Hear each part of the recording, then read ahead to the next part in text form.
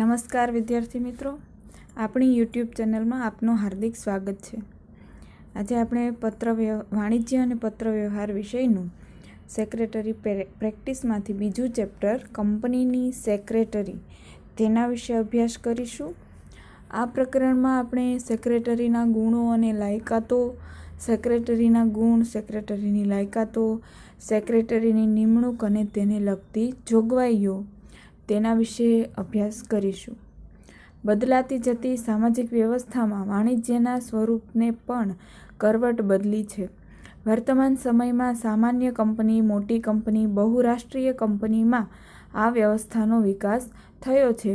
એના કારણે સેક્રેટરી વર્તમાન કંપની ધારા મુજબ એક જરૂરિયાત છે.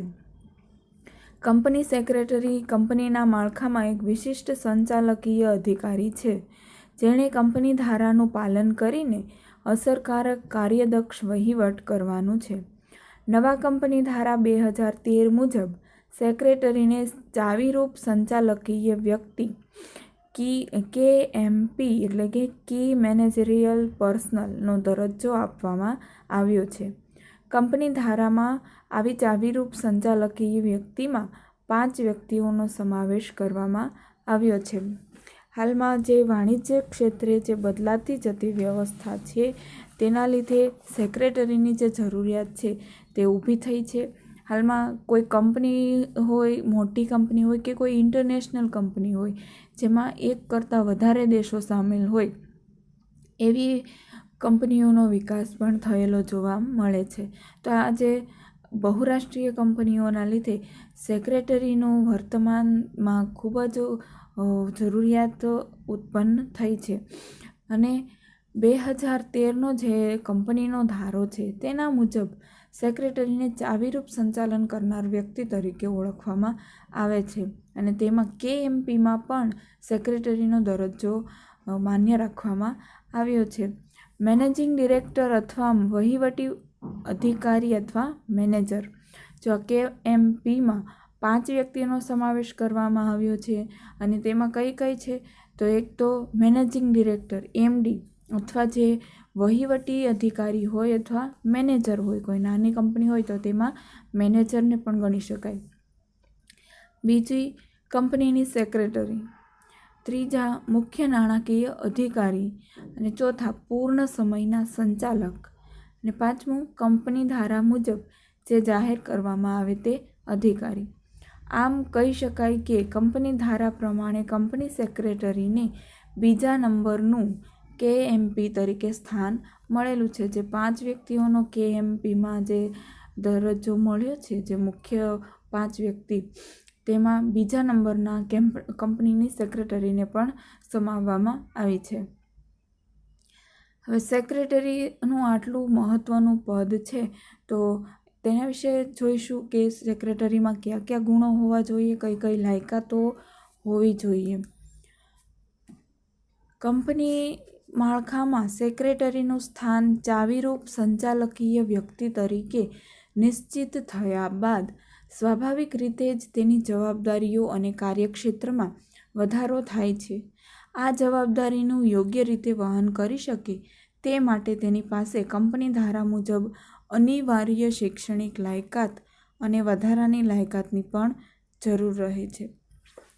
જો KMPમાં પણ કંપનીની સેક્રેટરીને સ્થાન આપવામાં આવ્યું છે, એટલે તેમની મહત્ત્વની ભૂમિકા હોવાના લીધે તેમની લાયકાતો અને તેમનામાં ગુણો છે તે સ્વાભાવિક રીતે તેની જવાબદારીઓના પ્રમાણમાં વધારે હોવાના છે. તેથી તે પોતાની જવાબદારીનું યોગ્ય રીતે સંચાલન કરી શકે છે.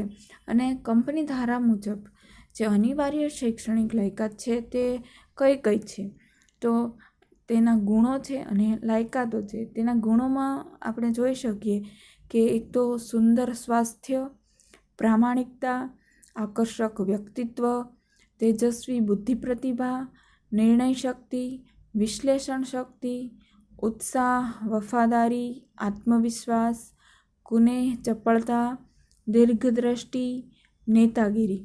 આ જે 12 ગુણો છે તે કંપનીની સેક્રેટરીમાં હોવા જરૂરી છે. અને લાયકાતો કઈ જોઈએ? લાયકાત મીન ક્વોલિફિકેશન, જે શૈક્ષણિક લાયકાતો છે તે હિસાબી વ્યવસ્થાનું જ્ઞાન, કાર્યાલય સંચાલનનું જ્ઞાન, સભા સંચાલનનું જ્ઞાન, વિવિધ કાયદાઓનું જ્ઞાન, આર્થિક અને રાજકીય પ્રવાહોનું જ્ઞાન, સાંપ્રત સમસ્યાઓનું જ્ઞાન, અંગ્રેજી ભાષા ઉપર પ્રભુત્વ અને ભાષાઓનું જ્ઞાન, જનસંપર્કનું જ્ઞાન, કોમ્પ્યુટર્સ અને અન્ય ઇલેક્ટ્રોનિક સાધનોનું જ્ઞાન. તો આ જે છે તે સેક્રેટરીના ગુણો અને લાયકાતો છે. હવે આપણે તેના વિશે વિસ્તારપૂર્વક જોઈએ. સેક્રેટરીના ગુણો છે તે ક્વોલિફિકેશન ઓફ સેક્રેટરી, એટલે સેક્રેટરીના ગુણો, તેનામાં કઈ કઈ ક્વોલિટીઝ હોવી જોઈએ તે નીચે મુજબ છે. એક તો સુંદર સ્વાસ્થ્ય. કંપની સેક્રેટરી મુખ્ય વહીવટી વડા હોવાના કારણે તેણે વિવિધ તબક્કે અથાગ પરિશ્રમ કરવો પડે છે. અનિયમિતતાઓનો સામનો પણ કરવો પડે છે. આવા કઠિન કાર્યો આસાનીથી કરવા તેની પાસે સુંદર સ્વાસ્થ્ય હોવું જરૂરી છે, જેથી તે થાક ન અનુભવે. શારીરિક રીતે સારું સ્વાસ્થ્ય હોય તો માનસિક રીતે પણ તે સ્વસ્થ રહેશે. હવે આપણે જોયું તેમ કંપનીની સેક્રેટરીને KMPમાં બીજા સ્થાને રાખવામાં આવી છે. તો જ્યારે પોતાના કંપનીમાં મેનેજિંગ ડિરેક્ટર છે કે શેર હોલ્ડર્સ છે તે રોજ હાજરી આપી શકતા નથી, તો ત્યારે જે મહત્ત્વનું કાર્ય છે તે બધું કોણ સંભાળે છે? તો તે સેક્રેટરી સંભાળે છે. તેથી તેને અથાગ પરિશ્રમ કરવો પડે છે અને ઘણીવાર કોઈ પણ ટાઈમે ગમે તે સમયે ગમે તેવું કામ આવીને ઊભી જતું હોય છે, તો તેને અનિયમિતતા પણ રહે છે. તો આવા કઠિન કાર્યો કરવાના હોવાથી તેમનું સ્વાસ્થ્ય સારું હોવું તે ખૂબ જ જરૂરી છે, જેથી તે પોતે થાક ન અનુભવે. અને પોતે થાક નહીં અનુભવશે તો તે માનસિક રીતે સ્વસ્થ રહેશે. તેની સીધી અસર છે તે કંપનીના કાર્યો ઉપર પડશે. બીજું ક્વોલિટીઝ છે પ્રામાણિકતા. સેક્રેટરી કંપનીમાં મુખ્ય ચાવીરૂપ સંચાલકીય વ્યક્તિ છે, જેના કારણે તે કંપનીની અનેક બાબતો જાણતો હોય છે. તેથી તે શુભ નિષ્ઠાથી અને પ્રામાણિકતાથી કામ કરે તે જરૂરી છે. તેની સુટેવો અન્ય અધિકારીઓને પ્રેરણારૂપ બને છે અને પોતે ચારિત્ર્યવાન બને છે.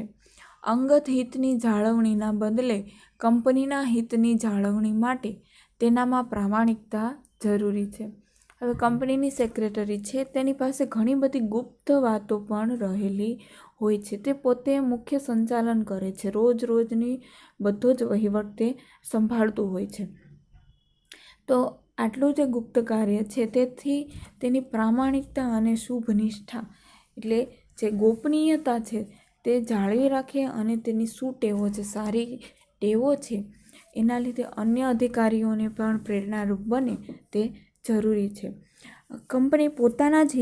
કંપનીની સેક્રેટરી પોતાના જ હિતનું ધ્યાન રાખે, પોતાના હિતની જ જાળવણી કરે તેવું ન થવું જોઈએ, પરંતુ તેને સમગ્ર કંપનીના હિતની જાળવણી માટે તેનામાં પ્રામાણિકતા હોવી ખૂબ જ જરૂરી છે.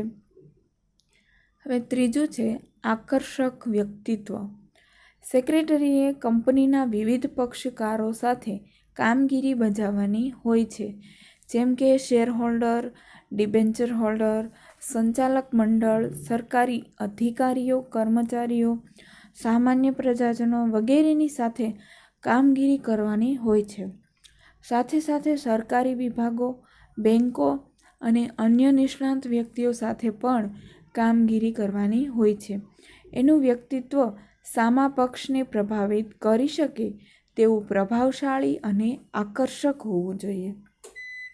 હવે કંપનીની જે સેક્રેટરી છે તેને રોજના નવા લોકો સાથે મળવાનું, ઉઠવા બેસવાનું થાય છે, જેમ કે શેર હોલ્ડરો છે, ડિબેન્ચર હોલ્ડરો છે, કોઈ પણ ગવર્મેન્ટ એમ્પ્લોયર્સ છે, અથવા તો જે પ્રજાજનો છે તે. તો આવું બધું રોજનું થતું હોવાથી પોતાનું જે પર્સનાલિટી છે તે એટ્રેક્ટિવ હોવી જોઈએ, એટલે કે પ્રતિભાશાળી તેનું વ્યક્તિત્વ હોવું જોઈએ, જેથી કરી અને તે સામેવાળી વ્યક્તિને વધુ પ્રભાવિત કરી શકે. તેજસ્વી બુદ્ધિ પ્રતિભા. સેક્રેટરીએ રોજના વહીવટી કાર્યો કરવાના હોય છે. સેક્રેટરીએ ધંધાકીય, આર્થિક, ધારાકીય અને નીતિ વિષયક ફરજ બજાવવાની હોય છે. આ કાર્યો સરળતાથી થાય તે માટે તેનામાં તેજસ્વી બુદ્ધિ પ્રતિભા જરૂરી છે. સેક્રેટરીએ રોજબરોજના વહીવટી કાર્યો કરવાના હોય છે, જેમ કે કંપનીનું જે સંચાલન છે, પાકું સરવૈયું છે, તે બધું, કઈ મીટિંગ ક્યારે ફિક્સ છે, કયા એમ્પ્લોયર્સ સાથે ક્યારે મળવાનું છે, આ બધા જ જે રોજના વહીવટી કાર્યો છે તે સેક્રેટરીએ આર્થિક, ધારાકીય અને નીતિ વિષયક દરેક કાર્યો બખૂબી રીતે તેની ફરજથી નિભાવવાના હોય છે. તો આ કાર્યો સરળતાથી થાય તેના માટે તેનામાં તેજસ્વી બુદ્ધિ પ્રતિભા જરૂરી છે. 5મું છે નિર્ણય શક્તિ.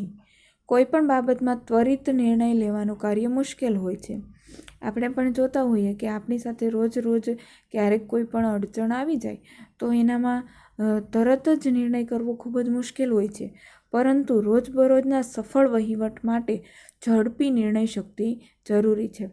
જો સેક્રેટરી ઝડપી અને યોગ્ય નિર્ણય લે તો કંપનીનો સમય, સાધન અને શક્તિનો બચાવ થાય છે.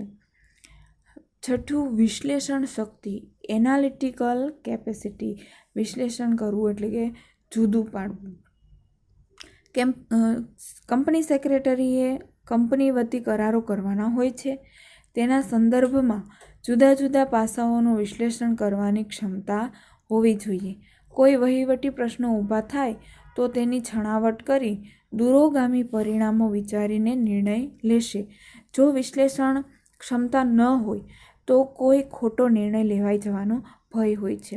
હવે કંપનીમાં રોજના કંઈક ને કંઈક પ્રશ્નો ઉદ્ભવતા હોય છે, તો એવા સમયગાળા દરમિયાન પોતાના જે જુદા જુદા પાસાઓ છે કંપનીના, તેનું એનાલિસિસ કરી અને તેની વહીવટી ક્ષમતા પસાર કરવી પડે છે.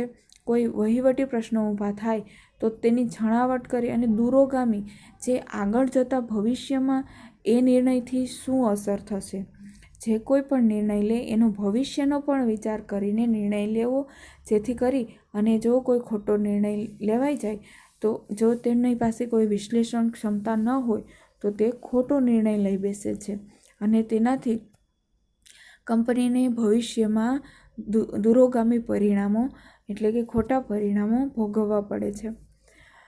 ઉત્સાહ. સેક્રેટરી અન્ય કર્મચારીઓ માટે પ્રેરણારૂપ હોય છે, કારણ કે નિરુત્સાહી વ્યક્તિ કામને બોજ બનાવી દે છે, જ્યારે ઉત્સાહી વ્યક્તિ કાર્યને સરળ બનાવી દે છે. હવે આ કંપની સેક્રેટરી છે, તેની અંદરમાં ઘણા બધા લોકો કાર્ય કરતા હોય છે, તેની નીચે બહુ બધા એમ્પ્લોયર્સ છે તે કાર્ય કરતા હોય છે.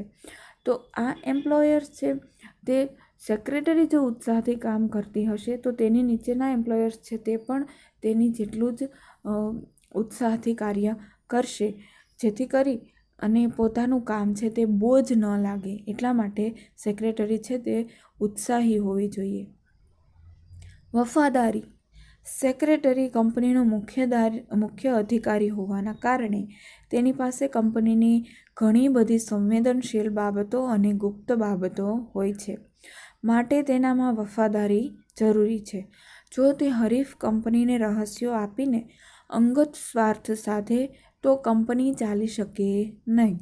એટલા માટે વફાદાર કંપનીની સેક્રેટરી છે તે લોયલ પર્સન હોવી જોઈએ, કેમ કે કંપનીની જે ઘણી બધી એવી બાબતો હોય છે જે ગુપ્ત રાખવાની હોય છે, તે બધા જ રહસ્યો છે, તે બધા જ સિક્રેટ કંપનીની સેક્રેટરીને ખબર હોય છે. તેથી આ જે બધી બાબતો છે તે ગુપ્ત રહે તે જરૂરી છે. એટલા માટે થઈ અને કંપની વફાદાર હોવી જોઈએ. સેક્રેટરી, કંપનીની સેક્રેટરી, તેનામાં વફાદારી હોવી જોઈએ. આત્મવિશ્વાસ. સેક્રેટરી જે કાર્ય કરે અથવા નિર્ણય લે તેમાં તેનો આત્મવિશ્વાસ હોવો જોઈએ. તે જે કામગીરી કરે છે તેમાં તેને સફળતા મળશે જ એવો આશાવાદ હોવો જરૂરી છે. આત્મવિશ્વાસ ધરાવતો સેક્રેટરી વહીવટી ગૂંચો સરળતાથી ઉકેલે છે. આપણે કોઈ પણ તબક્કે જઈએ, કોઈ પણ ક્ષેત્રમાં જોઈએ, બધા જ વ્યક્તિ જો કોન્ફિડન્સથી કામ કરશે તો તે કાર્ય સક્સેસ જવાના ચાન્સીસ છે તે 50% વધી જાય છે. તેટલા માટે આપણે જ રોજબરોજમાં ઉપયોગ કરતા હોઈએ છીએ કે બી પોઝિટિવ, એટલે કે પોઝિટિવ વિચારો, હંમેશા આશાવાદી રહેવું જરૂરી છે, આત્મવિશ્વાસ રહેવો જરૂરી છે. એવી જ રીતે કંપનીની સેક્રેટરીમાં પણ આત્મવિશ્વાસ છે તે હોવો જોઈએ, જેથી કરી અને વહીવટી ગુચો તે સરળતાથી ઉકેલી શકે. કુનેહ અને ચપળતા. સેક્રેટરી પાસે કાયદાની જટિલ બાબતો સમજવાની મુશ્કેલ સંજોગોને આસાન બનાવવાની કુનેહ હોવી જોઈએ. પોતાની આસપાસ શું બની રહ્યું છે, કેવા ફેરફારો થઈ રહ્યા છે તેનો ખ્યાલ ચપળ વ્યક્તિને તરત જ આવી જાય છે. દીર્ઘ દ્રષ્ટિ. સેક્રેટરી રોજબરોજના વહીવટી કાર્યો સાથે સંકળાયેલો હોય, પરંતુ તેણે લીધેલા નિર્ણયોની ભવિષ્યમાં અન્ય કાર્યો પર કઈ અને કેવી અસરો પેદા કરશે તેની અણસાર વર્તમાનમાં આવવો જોઈએ. એટલે સેક્રેટરી કોઈ પણ નિર્ણય લે છે અથવા તો કોઈ પણ પ્રોજેક્ટ ઉપર કાર્ય કરે છે તો તેના ભવિષ્યના પરિણામો શું હશે, તેના લીધે તેની ભવિષ્યમાં કેવી અસરો પેદા થશે તેનો અણસાર છે તે સેક્રેટરીને આવવો જોઈએ. તેથી તેને લાંબી દ્રષ્ટિ, એટલે કે તેનામાં ભવિષ્ય જોવાની સૂઝબૂઝ રહેલી હોવી જોઈએ. અને નેતાગીરી. સેક્રેટરી કંપનીમાં ઉચ્ચ હોદ્દો ધરાવતા જવાબદાર અધિકારી છે. તેના હાથ નીચે ઘણા બધા અધિકારીઓ કાર્ય કરતા હોય છે. તેમની પાસેથી સમયસર ધાર્યું કરાવવાની ક્ષમતા તેનામાં હોવી જોઈએ. આ માટે કાર્યસૂઝ, પહેલ કરવાની વૃત્તિ, સહકારની ભાવના, સાહસિકતા વગેરે નેતાગીરીના ગુણો તેમનામાં હોવા જોઈએ. હવે નેતાગીરી એટલે કંપનીની સેક્રેટરીના નીચે ઘણા બધા એમ્પ્લોયર્સ કાર્ય કરતા હોય છે, ઘણા બધા કર્મચારીઓ છે તે તેની અંડરમાં આવતા હોય છે. તો આ જે બધા જ કર્મચારીઓ પાસેથી તેમને જે ધાર્યું કામ કરાવવું છે તેની ક્ષમતા તેનામાં હોવી જોઈએ. એટલે કે પોતે સહકાર ભાવવાળો હોવી જોઈએ, એક યોગ્ય નેતા તરીકે વર્તી શકે તેવા ગુણો તેનામાં હોવા જોઈએ. હવે આપણો બીજો ટોપિક છે સેક્રેટરીની લાયકાતો. સેક્રેટરીની લઘુત્તમ લાયકાત કંપની ધારામાં જણાવેલ છે, પણ સેક્રેટરી પાસે આના કરતાં વધુ લાયકાતો હોય તો તે સેક્રેટરી તરીકે યશસ્વી ફરજ બજાવી શકે છે. આ લાયકાતો શિક્ષણ અને તાલીમ દ્વારા મેળવી શકાય છે, જે નીચે મુજબ છે. તેમાં પહેલું છે શૈક્ષણિક લાયકાત. સેક્રેટરી પાસે institute of company secretary of ઇન્ડિયાનું પ્રમાણપત્ર હોવું જોઈએ. બીજી રીતે કહીએ તો તે કંપની ધારાની જોગવાઈ મુજબ સેક્રેટરી હોવો જોઈએ. આ ઉપરાંત કાયદાની ડિગ્રીઓ તેને દસ્તાવેજો બનાવવામાં અને કરાર ઘડતરમાં મદદરૂપ બને છે. હવે પહેલી તો ક્વોલિફિકેશન માટે, એજ્યુકેશનલ ક્વોલિફિકેશન માટે પહેલું કયું તો જે સેક્રેટરી ઇન્સ્ટિટ્યૂટ ઓફ ઇન્ડિયા છે તેનું પ્રમાણપત્ર તેની પાસે હોવું અનિવાર્ય છે. જો એક માર્ક્સમાં પ્રશ્ન પૂછાઈ શકે છે કે કંપની સેક્રેટરીની શૈક્ષણિક લાયકાત કઈ હોવી જોઈએ, તો તેની પાસે institute of company secretary of ઇન્ડિયાનું પ્રમાણપત્ર હોવું જરૂરી છે. અને કંપની ધારો છે 2013નો કંપની ધારો છે તેની જોગવાઈ મુજબ તે સેક્રેટરી પદે હોવો જોઈએ. હિસાબી વ્યવસ્થાનું જ્ઞાન. કંપનીના હિસાબો વ્યવસ્થિત રખાય, કાયદા મુજબ રખાય, સમયસર ઓડિટ થાય તે તેની ફરજ છે. તો જ શેર હોલ્ડર સમક્ષ વાર્ષિક હિસાબો રજૂ કરી શકાય છે. આ બધું જ ત્યારે શક્ય બને જ્યારે તેની પાસે હિસાબી વ્યવસ્થાનું પ્રાથમિક જ્ઞાન હોય. એટલે કંપનીનું જે સેક્રેટરી છે તેનું હિસાબી જ્ઞાન હોવું જરૂરી છે. જેટલા પણ શેર હોલ્ડર્સ છે તેના હિસાબો, કંપનીના જે વહીવટ ચાલતો હોય તેના હિસાબો એ કાયદા મુજબ, એટલે કે કંપની ધારા મુજબ વ્યવસ્થિત રીતે રખાયેલા છે. ઓડિટ એટલે તેની ચકાસણી, એ પણ તેની ફરજ છે. તો આવું છે બધું છે તેનું પ્રાથમિક હિસાબી જ્ઞાન તેની પાસે હોવું જોઈએ. ત્રીજું કાર્યાલય સંચાલનનું જ્ઞાન. કાર્યાલયનો વડો સેક્રેટરી છે. જે કંપનીનું કાર્યાલય હોય, મેન ઓફિસ હોય તેના વડા કોણ હોય છે તો સેક્રેટરી. કાર્યાલયના કાર્યોની ફાળવણી માટે જુદા જુદા વિભાગો વચ્ચે સંકલન સાધવા માટે તેની પાસે કાર્યાલય સંચાલનનું જ્ઞાન આવશ્યક છે. એટલું જ નહીં, રોજબરોજના કાર્યાલય સંચાલનમાં ઊભા થતા પ્રશ્નોનો ઉકેલ લાવવા માટે ઓફિસ સંચાલનનું જ્ઞાન જરૂરી છે. ચોથું છે સભા સંચાલનનું જ્ઞાન. કંપની સેક્રેટરીએ સંચાલક મંડળની, શેર હોલ્ડરોની, ડિબેન્ચર હોલ્ડરોની, લેણદારો વગેરેની સભાઓ ભરવાની હોય છે.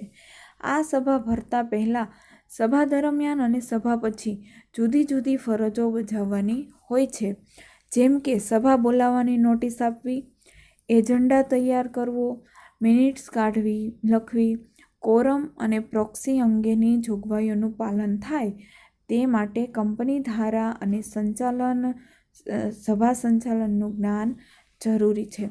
હવે સભા સંચાલન જે મીટિંગ થતી હોય તેના હેન્ડલિંગ માટે કંપનીની સેક્રેટરીઓ માટે જ્ઞાન પૂરતું હોય તે ખૂબ જ જરૂરી છે. સભા ક્યારે બોલાવવી છે તેની નોટિસ આપવાનું કામ પણ સેક્રેટરી કરે છે. તેના એજન્ડા એટલે કાર્યસૂચિ તૈયાર કરવાની હોય છે. સભા સંચાલનમાં કોરમ કેટલી છે તે, અને પ્રોક્સી જે આપણે આગળના લેક્ચરમાં જોયું કે પ્રોક્સી એટલે એવું કે જે શેર હોલ્ડર પોતે હાજર ન રહી શકે ત્યારે તેના વતી જે બીજા હાજર રહે તેને આપણે પ્રોક્સી કહીએ છીએ. તો આ પ્રોક્સી અંગેની જે નિમણૂક કરે છે તેના વિશેની જોગવાઈઓનું પાલન કરવું, આ બધું જ કંપની ધારા મુજબ થાય. અને સભા સંચાલન કંપની ધારા મુજબ થાય તો એ કઈ રીતે થાય છે તેનું જ્ઞાન હોવું જરૂરી છે. વિવિધ કાયદાઓનું જ્ઞાન. વર્તમાન સંસ્કૃતિમાં સેક્રેટરી પાસે વિવિધ કાયદાઓનું જ્ઞાન આવશ્યક છે, તો જ કંપનીનું સંચાલન અસરકારક રીતે કરી શકે. આ કાયદાઓમાં ખાસ કરીને ભારતીય કરારનો કાયદો, સેબીનો કાયદો, માલ વેચાણનો કાયદો, stamp duty act, provident fund અંગેનો કાયદો, જામીનગીરી કરાર અંગેનો કાયદો, વેટ અંગેનો કાયદો, સર્વિસ ટેક્સ અંગેનો કાયદો, એમ આવા જે વિવિધ પ્રકારના કાયદા છે એ દરેક કાયદાનું નોલેજ સેક્રેટરી પાસે હોવું જોઈએ. અને આ વિવિધ પ્રકારનું ધારાકીય જ્ઞાન જો સેક્રેટરી પાસે હોય તો તેની કામગીરી કાર્યક્ષમ અને સરળ બને છે. આમ કંપનીને સંભવિત કાનૂની મુશ્કેલીઓથી દૂર રાખી શકાય છે. આર્થિક અને રાજકીય પ્રવાહનું જ્ઞાન. કંપની સમાજમાં અસ્તિત્વમાં આવે છે, સમાજનો એક ભાગ છે અને સમાજના વિવિધ પક્ષકારો સાથે સંકળાયેલ છે. તેથી સેક્રેટરીએ વર્તમાન પ્રવાહોથી માહિતગાર રહીને પલટાતા પ્રવાહોથી વાકેફ થઈ સંચાલક મંડળને જાણ કરી માર્ગદર્શન આપી કંપની માટે લાભદાયી પરિસ્થિતિનું નિર્માણ કરી શકે છે. સમાજમાં પ્રવર્તમાન આર્થિક અને રાજકીય પ્રવાહો કંપનીને ચોક્કસપણે અસર કરે છે. હવે કંપની છે એક સમાજની વ્યવસ્થાનો જ એક ભાગ છે, કેમ કે તે પોતાના એમ્પ્લોયર્સ છે, શેર હોલ્ડર્સ છે, તે પોતે સમાજમાં રહીને કાર્ય કરતા હોય છે. તેથી સમાજના અને રાજકીય ધોરણના જે બદલાતા પ્રવાહો છે તેનાથી કંપની સેક્રેટરી વાકેફ હોવી જોઈએ, જેથી કરીને સમાજમાં પ્રવર્તમાન આર્થિક અને રાજકીય પ્રવાહો સાથે કંપની છે તે સંકળાયેલ રહે. સાંપ્રત સમસ્યાઓનું જ્ઞાન. સેક્રેટરીએ વર્તમાન પ્રવાહો અને સાંપ્રત સમસ્યાઓથી માહિતગાર થવું આવશ્યક છે. આ સમસ્યાઓ કંપનીની વિકાસ ઉપર અસર કરે છે. દાખલા તરીકે, આસામમાં ખનિજ તેલ ઉપર નિકાસનો પ્રતિબંધ ત્યાંના કેટલાક સ્થાનિક સંગઠનોએ કર્યો હતો. સાંપ્રત સમસ્યાની ઊભી થયેલી પરિસ્થિતિ અનુસાર સેક્રેટરી સંચાલક મંડળને માર્ગદર્શન આપીને ભવિષ્યમાં ઊભી થનારી સમસ્યા અંગે આગમચેતી રાખે છે. સાંપ્રત સમસ્યા એટલે કેવી? તો વર્તમાન જે સમસ્યાઓ છે, વર્તમાનમાં જે ઇસ્યુ ઊભા થયેલા છે, કરંટ અફેરને લગતા જે ઇસ્યુ છે તેનાથી સેક્રેટરી છે તે માહિતગાર હોવી જોઈએ, જેથી કરી અને તેની અસર કંપની ઉપર કઈ રીતે પડી શકે તેનો ખ્યાલ આવી શકે છે. દાખલા તરીકે, જો આસામમાં જે ખનિજ તેલ ઉપર જે ખનિજ તેલની નિકાસ ઉપરનો પ્રતિબંધ થયો હતો તો તેની અસર કઈ રીતે કંપની ઉપર પડી શકે તે એનાથી આપણે જાણી શકીએ છીએ. તો આવી રીતે કોઈપણ સમસ્યાઓથી કોઈપણ કરંટ જે સાંપ્રત સમસ્યાઓ એટલે વર્તમાનમાં જે સમસ્યાઓ ઉદ્ભવી છે તેનાથી કંપનીની સેક્રેટરી માહિતગાર હોવી જોઈએ. અંગ્રેજી ભાષા ઉપર પ્રભુત્વ અને અન્ય ભાષાઓનું જ્ઞાન. કંપનીના બધા જ કામકાજો અંગ્રેજી ભાષામાં ચાલે છે. સેક્રેટરીએ જુદા જુદા પક્ષકારો સાથે કંપની વતી પત્રાચાર કરવાના હોય છે, તેથી અંગ્રેજી ભાષામાં તેણે મહારત હાંસલ કરવી જોઈએ. કંપનીનો વિસ્તાર થતાં વિદેશી કંપની સાથે કાર્ય પણ કરવાનું હોય છે. એવા સમયે વિદેશી ભાષાનું જ્ઞાન કંપની સેક્રેટરીને કરારો કરવામાં મદદરૂપ થાય છે. તો અત્યારે દરેક ક્ષેત્રમાં અંગ્રેજી ભાષાનું પ્રભુત્વ છે તે વધતું રહેલું છે, જેથી કરી અને એમાં આ જે કોમર્શિયલ ક્ષેત્ર છે, વાણિજ્ય ક્ષેત્ર છે તે પણ બાકાત નથી. તેથી કંપનીની સેક્રેટરી અંગ્રેજી ભાષા ઉપર સારું પ્રભુત્વ ધરાવતી હોવી જોઈએ અને અન્ય ભાષાઓનું જે અન્ય વિદેશી ભાષા છે તેનું જ્ઞાન પણ હોવું જોઈએ. જનસંપર્કનું જ્ઞાન. સેક્રેટરીએ કંપનીના જુદા જુદા પક્ષકારો સાથે કાર્ય કરવાનું હોય છે, તેથી તેમની જોડે સંપર્ક જરૂરી છે. તેથી તેમનામાં વિશ્વાસ કેળવી શકાય. કંપની સેક્રેટરીએ જો યોગ્ય જાહેર સંપર્કના જ્ઞાનનો ઉપયોગ કર્યો હોય તો લાંબે ગાળે કંપનીની પ્રતિષ્ઠામાં વધારો થાય છે. તેથી જનસંપર્કનું જ્ઞાન હોવું જોઈએ. કોમ્પ્યુટર અને અન્ય ઇલેક્ટ્રોનિક સાધનોનું જ્ઞાન. વિકસિત સમાજમાં અને આધુનિક કંપનીઓમાં કમ્પ્યુટર વર્તમાન સમયની જરૂરિયાત છે, કારણ કે કોમ્પ્યુટર દ્વારા શેર હોલ્ડર, ડિબેન્ચર હોલ્ડર, સંચાલક મંડળ અને કંપની અંગેની અન્ય બાબતો, પક્ષકારો વિશેની વિશાળ માહિતી સંગ્રહ કરી શકાય છે, જેના કારણે સમય, સાધન અને માનવ શ્રમનો બચાવ થાય છે.